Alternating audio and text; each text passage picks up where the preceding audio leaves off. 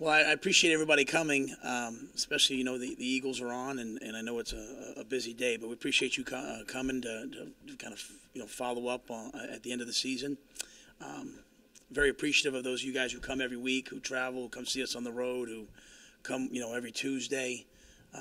We know that we wouldn't be able to recruit, we wouldn't be able to service our fans without, the job that you do. So we really do appreciate that, and appreciate how well you cover us, how much you cover us, how fair you cover us. And so thank you for another good year. I can only hope that I can, have the same dignity, the same maturity, the same I don't even know the words, man. I can't even have the words to describe the way that the integrity that our seniors handled the news that they weren't going to a bowl game today. At a time where I had a hard time talking in front of a room full of 100 some guys, Kenny Harper, just to talk about what a man looks like, because Mike, we talked about that earlier this year, talking about a man looks like. Kenny Harper stood up and thanked the team and talked about lessons moving forward from this defeat, from this, lack of going to a bowl. So I'll try to wrap up that decision and the season any way you guys want, but I just hope that I can exemplify maturity the way that those guys did. I can only thank those seniors for who and what they are, for going for 2 years. When I first got here, the articles you guys were writing were sometimes about things that were happening off the field, and that senior group has helped us, where we haven't had an off the field issue, we haven't had academic issues, we haven't, and we're playing better football. So I thank them, each and every one of them. They're great kids, and I'm glad they had a chance to go off the field and walk off the field as winners in a great college football game that came down to the last play, and I'm glad they got to sing high hopes in the locker room. And while they didn't know that was going to be their last game, it ended up being it. But, I'm proud of the way that they walked off, and I hope that any future success we have, they'll take a piece in. I'll just say this quickly. We absolutely deserve to go to a bowl game. To play the schedule that we played, to play, 7 bowl teams, to play in this conference, to play 2 Power 5 teams, to play a Navy team, shows a commitment to playing good football. To go 4-4 in your conference, there's a lot of bowl teams going to bowls that are 2-6 in their conference, but our kids, they competed and they won 6 games in this conference, and they deserve to go. And we're not going, and we're going to be grown up about it. We're going to just move forward with it. But I want them to know that they deserve to go. They did what they had to do to be able to go to a bowl in today's day and age, and with the conference and the schedule that we play. So, as I said, to beat an SEC team, that's an accomplishment. To beat a top 25 team, that's an accomplishment. To win 6 games, that's an accomplishment. And they did those things. And I don't want people to kind of rob them of those. I want them to hold on to those things, because I'm starting to already hear things. I want to make it clear. No one selected a team over us to a bowl. The conference decides who goes where, and they have criteria and records. And so, had they won one more game, had we won one more game and gone 7-5, we weren't necessarily going to the bowl. So it wasn't like people said, hey, this team, there's no more real at-large bowls anymore. So it wasn't like people said, hey, I don't know if we want Temple. So there was no one's decision. It was just based upon the conference and the things that the conference had to make decisions on. And it's important that our kids know that, and our fans know that, and everyone knows that. Here's what I do want people to know. Our president, our athletic director, our administration have fought for 2 weeks to try to fix this. And really, we have 5 bowl tie-ins. And there were 2 secondary tie-ins, and a couple of plays that went against us in other games, filled those bowl tie-ins up. So as opposed to having 7 spots, we ended up with just the 5 that were guaranteed, and we were the 6th team. And that is what it is. So I know that we checked our phones last night hoping that this team lost or this team won, and some freak plays happened over the last 2 weeks, and the bowl tie-ins were there. But this isn't a case of someone selecting other people. This isn't a case of, hey, did we do it? Our university did everything that they could to get us into a bowl game, and the spots just weren't there, and it didn't work out. So our kids have taken that, and they handled it the way they handled everything else, with integrity. They moved on, and that's where we are. So I'm proud of this team.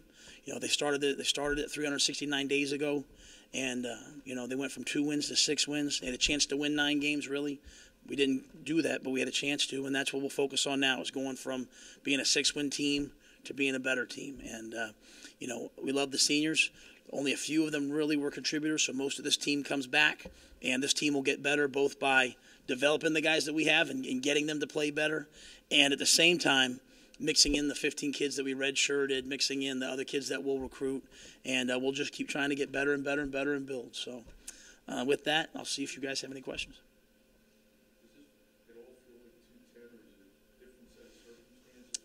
Yeah, it's a different set of circumstances in that, this is kind of like we kind of hit the conference in a one-year glitch, and I think they have 7 or 8, 9 bowl tie-ins next year, but we hit it at the wrong time that regard. At the same time, sitting there in front of those kids was every bit as painful as it was last time. I just really wish I'm not one of those like theatrical guys. I just wish you could have seen our guys, and I think you'd be proud to just even cover them and write them because, I think everyone in the room was teary-eyed, not because we weren't going to a bowl, but for our seniors, and I think that's the level of closeness and commitment that they had. But that's probably the only part of it, right? That segment of it. But the rest of it is just, where things fell this year with the tie-ins. I know the season just at the end wasn't the news that you guys wanted, but with how close the conference was, you take a look back at the Memphis and the Cincinnati game. How much does that stand out and the reason why you guys may not be going because of the struggles in offense? We're a team, though. You know what I mean? At the end of the day, they said last night on the TV, I think that they said that Phil came over the offense and said something. Absolutely never happened. It's just a shame that they would say that about Phil Snow. Phil Snow would never in a million years say something to the offense, say, you guys have to play better. I mean, never in a million years. Matter of fact, anybody knows Coach Snow, he wouldn't even know which players to go talk to because all he cares about is all he knows is his defensive guys. I mean, he was so hurt that was said. So I'll make that very clear. Phil Snow never said. Our kids are so close and so bond, and they understand how we're trying to play. Like, they understand it. Like, we have them backed up. We're just going to keep, making a punt and get the ball back. So I think our kids on defense and our defensive coaches after Memphis, they were upset that the game was tied and they went down and scored with no time left. Though you could say, well, you guys, you shut them down all game. That's not the way our kids think, and that's why we're trying to build a winner here, right? And everyone, to me, our kids, everyone has to think that way. Like, it's not like the offense versus the defense. There's games we struggled on defense last year, and the offense never turned. We're a team, and so yeah, if we'd have scored more points in the Cincinnati game, the other game, would we probably won? Absolutely. Had we stopped Navy, they had 500 and some yards, 487 yards rushing, then we probably won that game. So we're a team. Now, we played the 3 teams that all won the championship. I guess we have tri-champs this year. We lost to them all, and 2 of them we lost by a score. So I keep showing our guys, like, hey, we have to keep getting better to beat those guys. And then, when we do that, we will. But, I think our kids, man, Zach, I think that they understand, like, hey, we could have done more. I could have done more. You could have done more. At the end of that game last night, we dropped a couple picks, and guys were and everyone was jumping on them saying, I got your back, relax. And that's such a far cry from where we were last year. To think that we won that game last night at the end of the game on defense after all the drop picks and everything that kind of went wrong at the end and finally make the play at the end, what a step. So, I know I went on a tangent there, but that thing on Phil's on my mind because, we got a team of coaches and players that are all in it together, I think. And I've never seen that. I've never seen them say. So, we have to find a way to get over that hump a little bit next year where we can beat the Cincinnatis and the Memphis. Those games that come down to the end, and we have to get our offense back on track. This hasn't looked the way it looked last year, and we got to get it back, and I know we will. Obviously, you have Penn State, Notre Dame coming in, but the expectations now are going to be you won't be in this position next year. So how do you get the team, over that hump, like you said? What are the next steps in the progression? Yeah, I think just to do the exact same thing we did from last year to this year, but just keep doing it better. So, whereas last year you were asking guys to kind of run on blind faith, like, hey, I want you to do this, and they'd say, you want me to do what? And I'd say, I want you to do this, and if you do it, we'll be successful. Well, I had guys, today, like, they went from 2-10 to 6-6, and they did those things, and they did them at a lot of us did them at 70%, because anytime we don't really know. You're kind of doing them at 70%. Well, like next year, will they be satisfied with 6-6? I think not, right? I think that they've done that already. They know it. Even if we went to a bowl game today, they know what 6-6 feels like. And once you've done it once, your expectation level changes, right? So I think that now we'll enter the off-season program instead of kind of, 70%. I'm looking for 100% and hoping to get 90% of this is what we do, and it works. And look how much better we got on defense. And look how much, Avery Williams, guys, was the kid that blitzed off the edge last year against UCF and missed Blake Bortles, and Blake Bortles rolled out and threw that pass to J.J. Wharton. And Avery Williams, that that's the guy that came off the edge last night and ended the game with the sack. And so if everybody can make the development that Avery Williams made over a year, I think we'll be good. So I expect our expectation level to be raised significantly. Yeah. Yeah, and we'll have a lot of seniors that play. You know, I mean, like that's you know what you're saying. We had some great seniors this year, and a couple of them played a good bit. But now, I mean, you look on that defense next year, and like Hershey and Ioannidis and possibly Praise and Tyler and Nate D, Tavon, Alex Wells. Those guys are all Will Hayes. Those guys are all seniors, and so you know we expect that when you hit your senior year, you're playing at your highest level, and more importantly than even next year, it's now. It's the winter program. It's all that, you know. I think that they'll take that and run with it, and our younger guys that will recruit, the kids that will come in. They'll see how hard those guys work and say, this is how we work at Temple. And that's, to me, that's how you build a program as opposed to just a team. Early on in the year when Jalen Fitzpatrick had a touchdown in almost every game with 3 guys, you said senior players need to do 2 things. They either start focusing on the next level or they really give it their all in their senior year. I know you mentioned Kenny, but how about Jalen? I thought, you know, just Jalen's been great, you know, and you know, it's sad for me because when we won the game last night, he said, and I'll share everything with you. He said to me, he goes, I'm so glad we won this game because I didn't play well enough tonight, and I want one more game to play great again. And he didn't. But you know what, Jalen played really well all year, and you know, he played hard, and he played injured. I mean, I'll always go back to that Penn State game, how well he played on an ankle that most guys wouldn't play with. And you know, you talk about the Memphis game, you know, he didn't play that. You know, he was playing so well in that game and got hurt. And I thought he played great against Cincinnati, catching those over routes. So. That's a guy in Jalen Fitzpatrick that made a huge step this year, and I hope he plays at the next level because he's a great kid. You know, he's a good student. He's a good teammate, and he really stepped into his own. And that's what a lot of guys are going to have to do the same thing next year. They have to step into their own the way he did this year. Matt, obviously he took a step back from last year. Where's your confidence level in him going into the offseason and next year as well? I have a tremendous amount of confidence in PJ.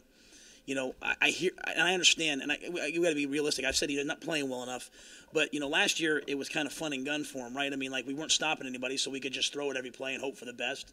He was kind of throwing some balls up to some guys that would kind of just go and run and get them for him. And this year he's had to operate on a different, you know, kind of deal. He's had to kind of make significantly different plays. He had to make a lot of plays, and you know, like I think if you watched that game last night, and especially if you're on the field, you saw how many times he got hit. You know, and how many times he ran the ball and got hit and wouldn't go down and got up and kept spinning. You'd say to yourself, okay, we have a winner there. Now what we need to do is this. We need to fix our offensive line and get it better. You know, and I love those guys. They need to get stronger and bigger and better. And the 3 kids that we're redshirting right now, they need to come in. And then we need to get better up front so we can run the football, take some pressure off, and protect our quarterback better.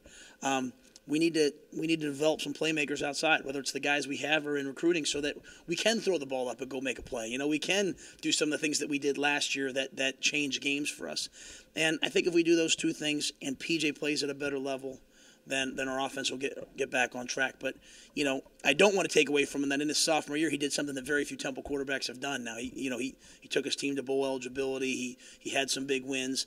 Now we just take another step with him, just like we do with everybody else, and you know, see where it takes us. Is there a concern after losing Robbie last year and seeing how that kind of affected the offense, and now losing Jalen as well for next year? Is there a concern finding that playmaker over the top who can kind of pull the top off the defense? Yeah, we have to find that, and we are. I can promise you, we are recruiting that, and we've been recruiting it all year. And we have a couple kids that we redshirted that I think are going to be really good players. Ventel Bryant out of Florida has looked like he'd be a really good player all year. Then Matt Eaton, who got hurt.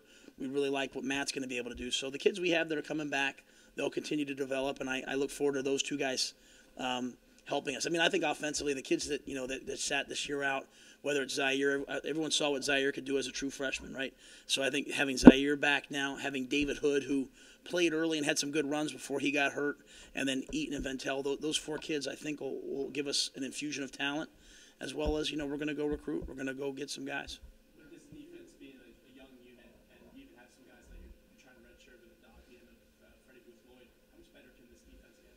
I think they'll get a lot better. I think talent, competition always breed, always makes you better. We'll have some losses at corner. Kyrie Lucas broke his leg last night in that game and had surgery today, so not sure how long he'll be. Anthony Davis, tore his ACL in the middle of the year, so some of those kids in the secondary that were playing early for us have kind of been out as the year's gone on. But I think defensively, we redshirted a good group of kids, and again, we'll redshirt, we'll recruit more, And but the defense has no excuse but to get better because they're all coming back. So they'll continue to buy into what Coach Snow's teaching. Well, we have Frankie Newtow tore his ACL, and so he's throwing, but I don't know what exactly he'll be able to do in the spring. Obviously PJ comes back. Tim DeGiorgio was the third this year, so Tim will be out there, and then Lenny Williams, who we redshirted, he'll have a chance. I don't know what he can do yet because I haven't seen him. And then we have another young man's coming in mid-year. I know never the rules if I'm allowed to say his name or not. I think you guys all know his name, but we'll have a mid-year quarterback coming in. So if we can get 4 quarterbacks during the spring, I think it'll be good for us. I think we'll push each other and improve via competition.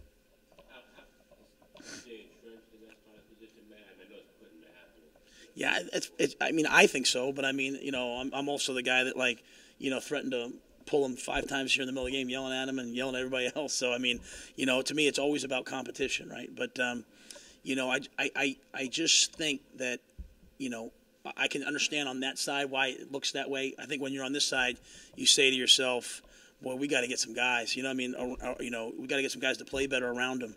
And even last night, if we protect a little bit, there's 4 or 5 plays I think should be touchdowns, and we're just kind of having to jump throw and throw it, or we don't even get to that. So, we've got a good group of kids on offense. We're going to develop them all.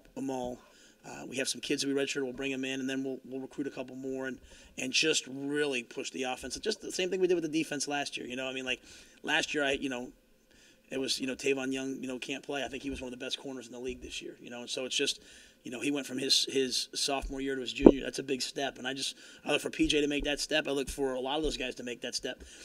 Just going from a freshman to a sophomore, like even Zaire, Zaire was every bit as good last year as a freshman as PJ probably was in a lot of ways, and he wasn't even able to get to his sophomore year without things getting in the way. So injuries, all kinds of things can kind of get in your way, and I think PJ will make a huge step. Zaire will come back, he'll be a good player, and we'll get the offense going. Get into Sean Chandler. I know he's made a lot of plays this summer. He was intercepting PJ in practice, but just since he got a full season this year, how impressed were you? It's hard to play that well as a freshman. It's hard to play that well as a freshman at corner. We went out there last night, man. They're playing man-to-man all over the field versus a good passing offense. They threw him for 300 yards the game before. And, he picked one ball off, got called back. Picked another ball off. I think Sean Chandler's played extremely well. And just as importantly, his level of preparation, his work ethic, his intensity, the things that he does have rubbed off on other guys, have rubbed off on some older guys. We have some guys that are really talented that are going into their junior year that he works way harder than. And I think for them, it's coaches say it to you and you're like, all right, coach, well, I hear you. And all of a sudden you see the kid in the building before you're there, and when you leave, he's still in the building and he's making plays in practice because he's so prepared. It's helping change the culture of what it means to work hard. You know what I mean? And so Champ's been a great addition.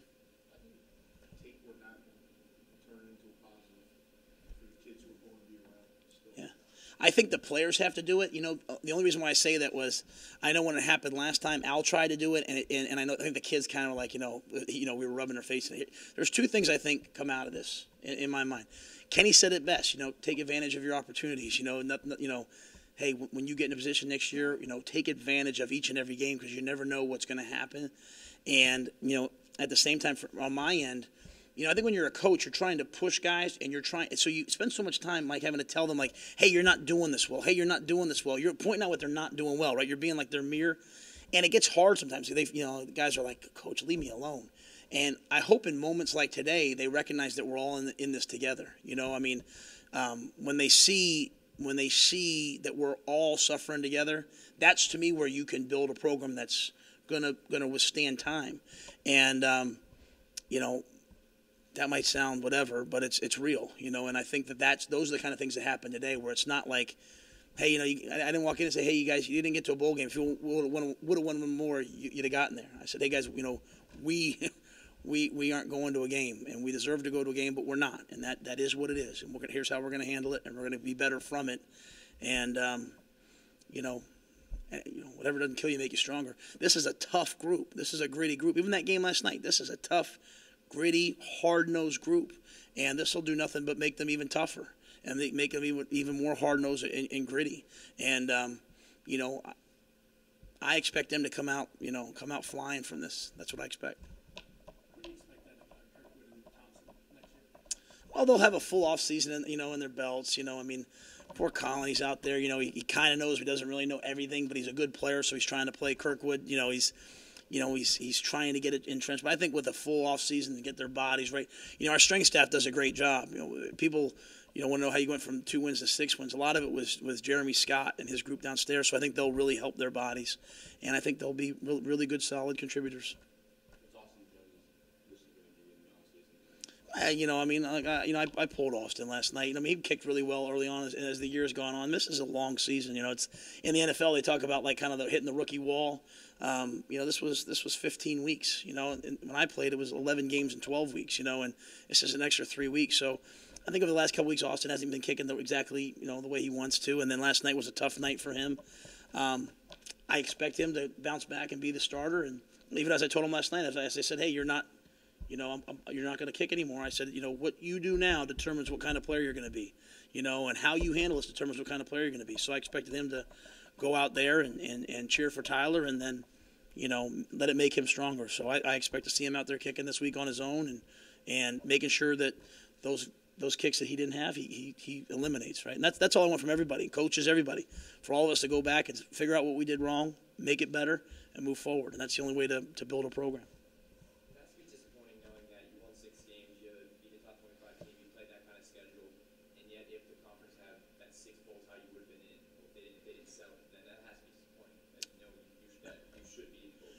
Yeah, it's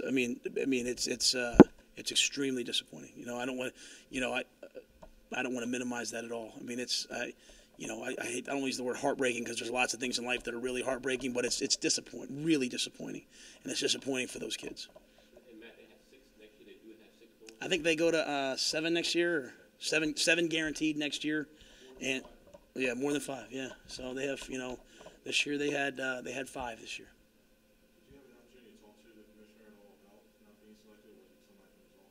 I didn't talk to anybody. Our administration handled all that, and that, like I said, they've been handling that for a couple weeks now. So this was something that that they've been our administration's been on top of, and at the end of the day, I wouldn't know what to say other than talk to them. They not our administration, but the conference. I don't know much other than that. I just I know this conference. If you win 6 games in this conference versus these guys, I think you should go. And if you play that many, bowl eligible teams, I think you should go. And we're not. So, thanks, guys. Thanks for the whole year. Appreciate it.